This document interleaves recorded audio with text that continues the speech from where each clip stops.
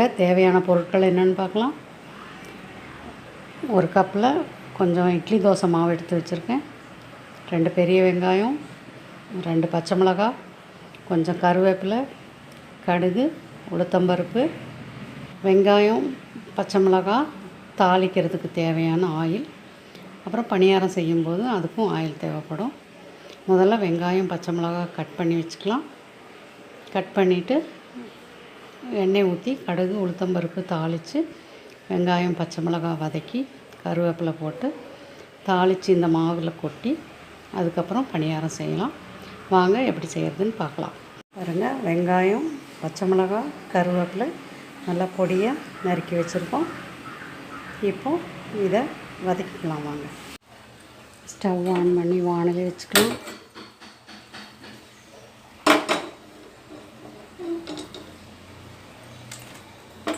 கொஞ்சம் ஆயில் விட்டுக்கலாம். எண்ணெய் காஞ்சிருச்சு.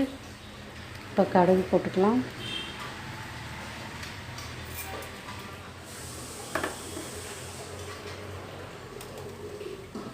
உளுத்தம்பருப்பு போட்டுக்கலாம்.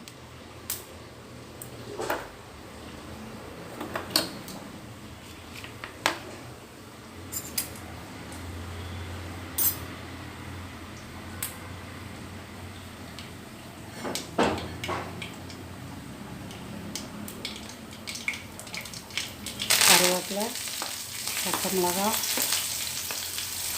வெங்காயம்,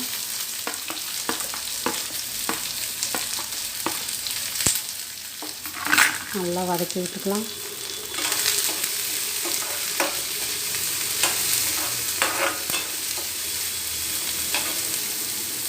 வெங்காயம் நல்லா வதங்கணும். வெங்காயம் நல்லா வதங்கிருச்சு. இப்போ இதை மாவில் கொட்டிக்கலாம். நல்லா கலந்து விட்டுக்கலாம். ஸ்டவ் ஆன் பண்ணி பணியாரக்கல் வச்சுக்கலாம்.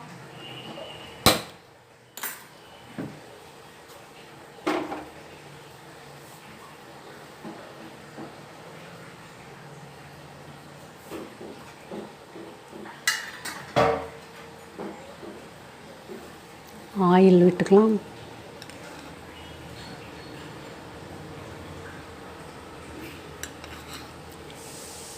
ஆயில் அதிகமாக தேவையில்லை. இது மாக்கல்.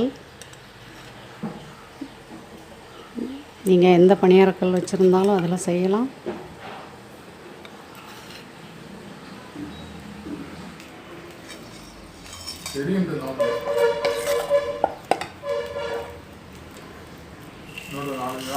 ஒவ்வொரு ஸ்பூனாக ஊற்றிக்கலாம்.